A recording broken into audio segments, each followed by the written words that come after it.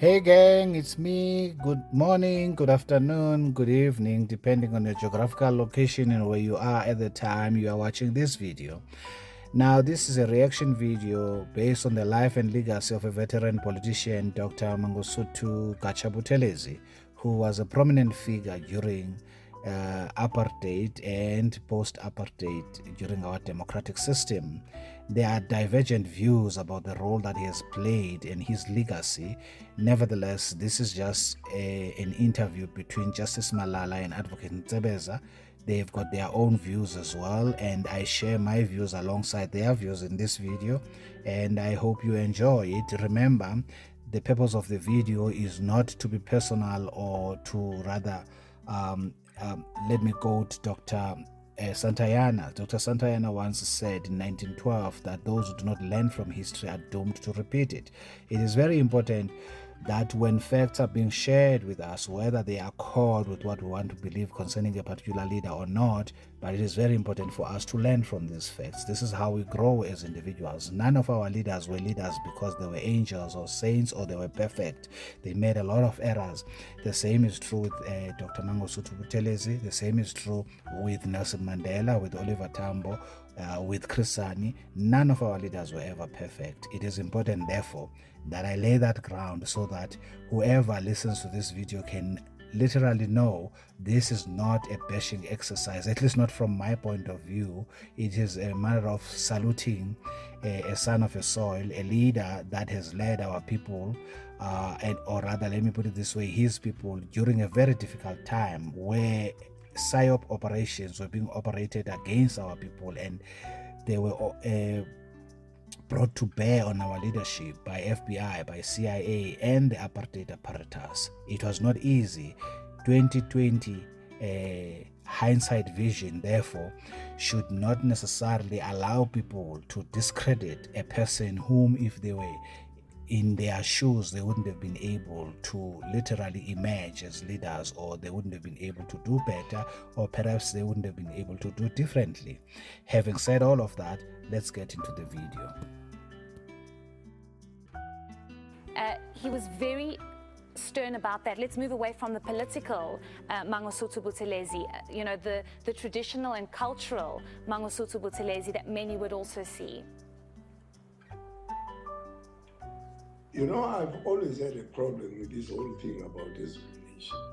Not that I am not appreciative of people having to follow their customs and what have you. I mean, the project, the democratic project, as I understand it, since the formation of the earliest political organization in South Africa, the ANC in 1912, was to build a South African nation, which is made up of all the people who live in this country, black and white. The tribalism that, associated certain people, with, or which clothed certain people with, with nationhood instead of being effective of a nation is always troublesome. I have always wanted to see the emergence of a South African nation. I'm a Xhosa-speaking South African, and I would not hope to see a day arising when people in that part of the world where I was born and bred in the Eastern Cape start thinking of forming a Xhosa nation, in South Africa, because that feeds into the whole apartheid ideology. You will recall that there was a time when in this country, the Nationalist Party was talking of a constellation of Southern African states, where the concept was that there would be a Xhosa nation, a Tswana nation, an African, and a white nation, of which, of course, the Afrikaners would be the majority, a Zulu nation, and all of those, the Tswana nation and all that, which would have then completely destroyed the whole project, democratic project, which was to form a single nation, different, but, united and not divided into various tribal or ethnical appellations, which we now elevate to nationhood. If you ask me, I am for a South African nationhood in which everyone has got a claim. That does not mean I deny people from the Eastern Cape from seeking to be, Xhosas, but not as a nation, but as a segment of the South African nation, which observes such customs that Xhosa people observe, without elevating Xhosas to a nation. That is why now there's always this problem about certain so-called kings complaining, as I understand it, that the Zulu king seems to be elevated above them in the other in the areas of South Africa. South Africa is a vast country, and there are people who claim kinghood or queenhood, like for instance in Limpopo. Yeah. So I think the sooner we dissociate ourselves from this whole thing about a Zulu nation, which really is a tribe of many tribes in South Africa, the better it is going to be for the democratic project. So those are my views. Yeah. Okay, folks, do you think he has a point? I'm not quite sure. What would your view be as far as the subject of discussion by Justice Nsebeza? Obviously, it's a well-thought view. Many people share this sentiment in South Africa. I'm one of the people who believe in one South African nation under God. I do not believe that we should allow ourselves to disintegrate into black and white. I do not allow, or should we allow ourselves into Xhosas, Vendas, Bedis, Sutus. I think that was a project of apartheid, hence they formed. My father was born in South Africa, but later on it was called TBVZ States, which is Transkei, Bophuthatswana, Venda, as well as Ciskei.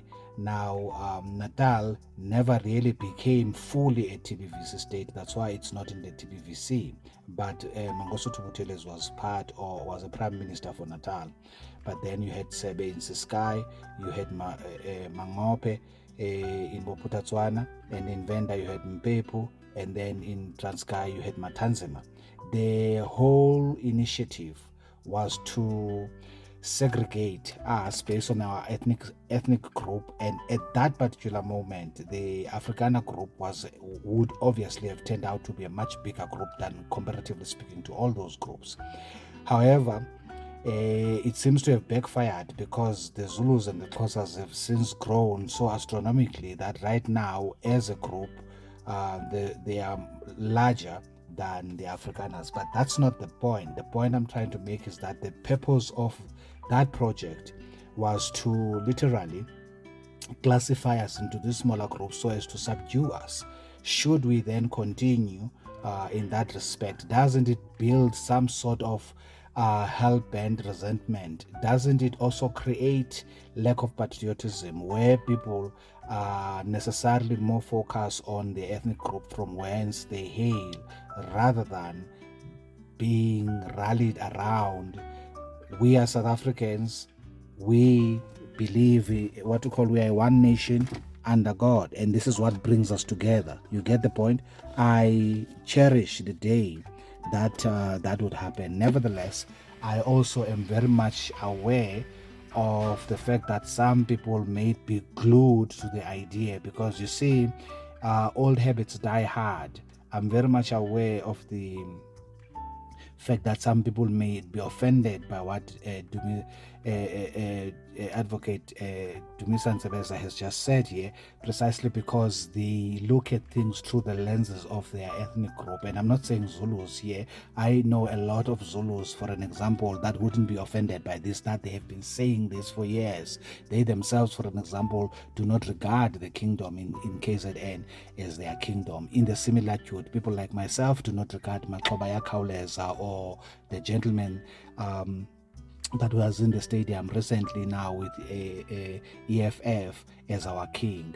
Wasam from the Eastern Cape, I do not have a king, for an example. There are people from KZN who share that that sentiment strongly, as a matter of fact. So, what do you think about Advocate Ntsebeza's views?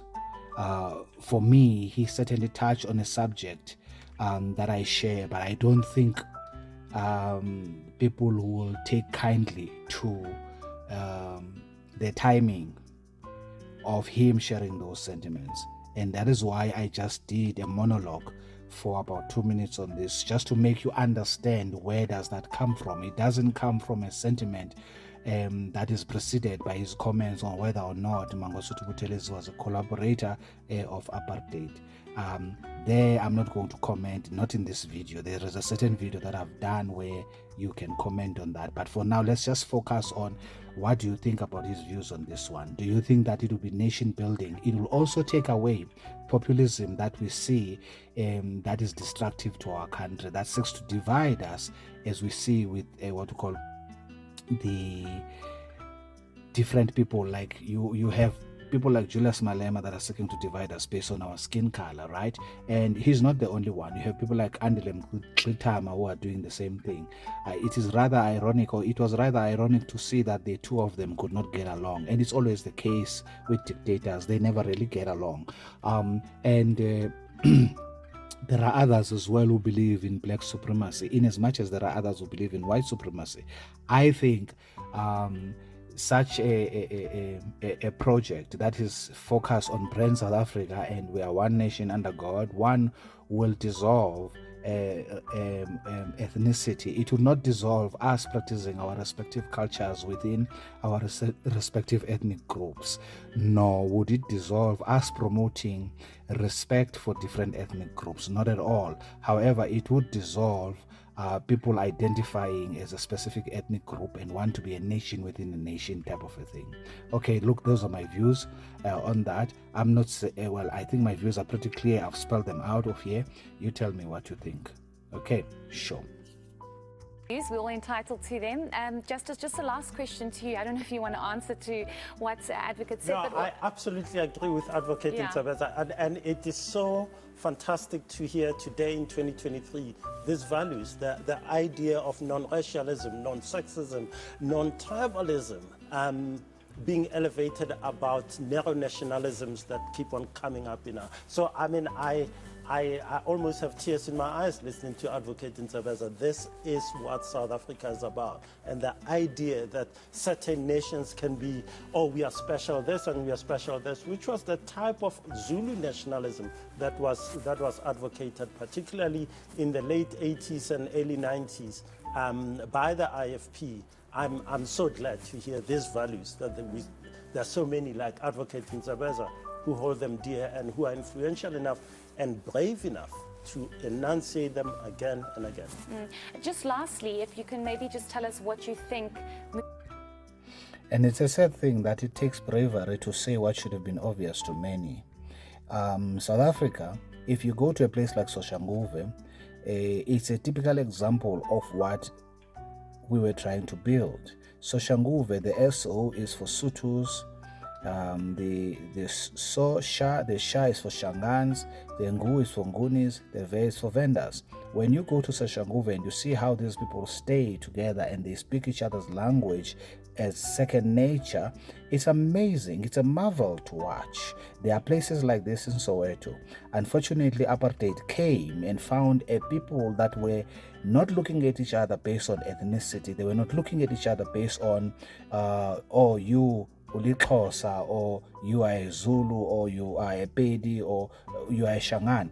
And if you look at what has happened in Limpopo, you have subsequently had a scenario where there's lots of wars that are ethnic wars that were and slurs that emanated and suddenly emerged during the post-apartheid era. I remember very well Tidiela insulting a referee in a game and using some slurs, and he was suspended for this simply because the referee was a different ethnic group than himself, or the referee was the same ethnic group than himself, and therefore he didn't understand why the referee didn't side with him. This is now between the Shangans and the vendors.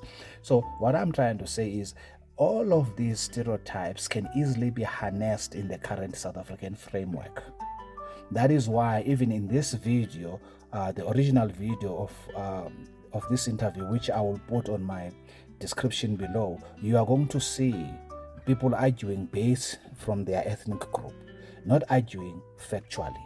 What these gentlemen, for example, have said in this video is not any stories that have been made up, but rather it's a demonstrative of what has happened in history. We should not seek to rewrite history.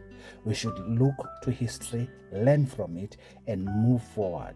What can we learn from it so that we do not repeat it? There is a saying that was written in 1908 or 1912 by Dr. Santayana, who is of Indian descent, where he said, "Those who do not learn from history are doomed to repeat it." And how true is this? Because remember, many people look fondly, closest to the history of Abo Galeka, Abo Inza, right? But some of us who have read that history and understood it don't look fondly to it at all.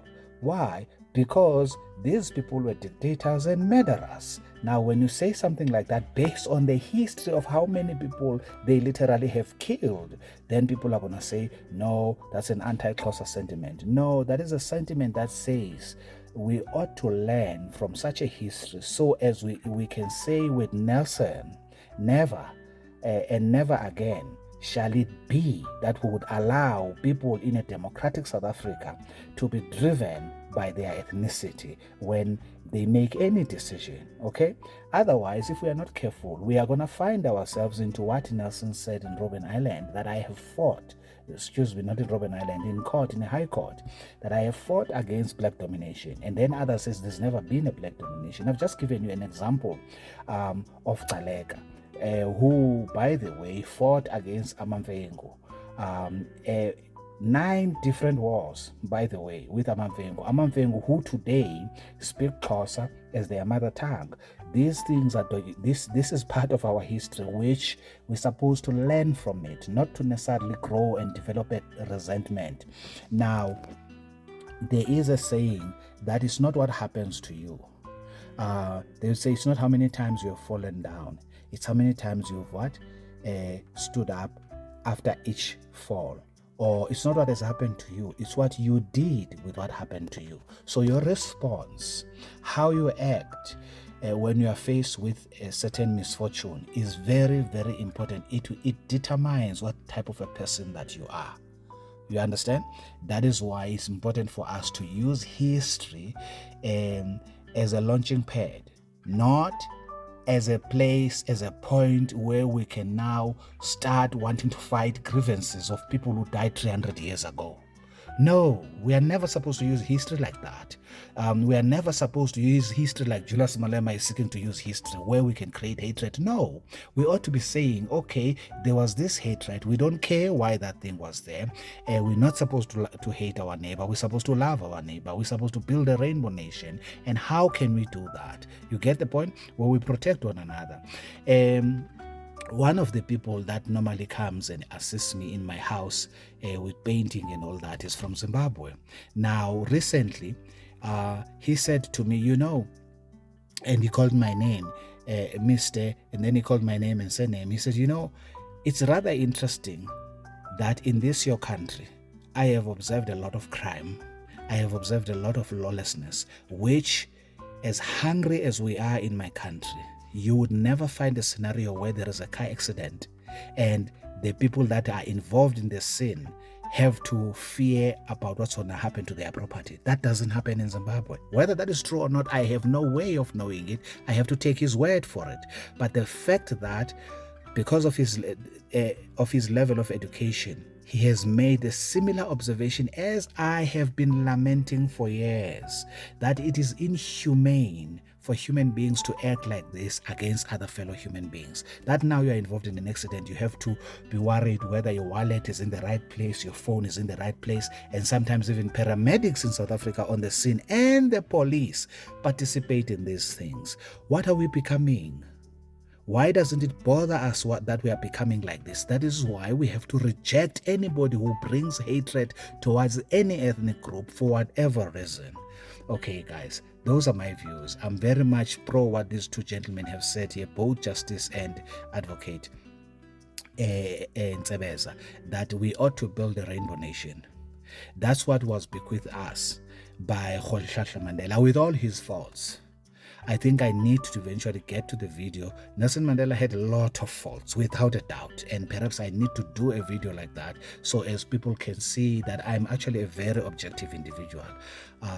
It's such that my YouTube channel hadn't started at the time Nelson Mandela had passed on, because if it was, then I would have obviously done some videos that talks to that subject. But I'm one of those people who do not believe to talk ill about the deceased. That is why even now in this video have not said anything against Mangosuthu Buthelezi, and I would not, for simple reasons.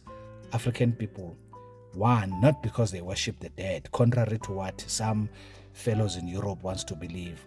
African people just don't like to talk ill of the departed, particularly at the time of their departing, out of respect, not because they are worshiping the dead. No, some of us are literally born again Christians, but out of respect of the family, the bereaved family, we are not going to talk ill of the deceased. Okay, guys, that was a by the way, but I think it's an important by the way for me to explain why I would not necessarily engage in such issues. But all I'm simply saying, that is now in my monologue, but all I'm simply saying is that what these gentlemen have said here is factual history of what has happened, and ours is to learn from it so as not to repeat it. Okay, see you in the next video. If you have not yet subscribed, please do not click away without subscribing, and do not forget to like the video. Click like on the video. Let's grow the channel. Ciao, ciao.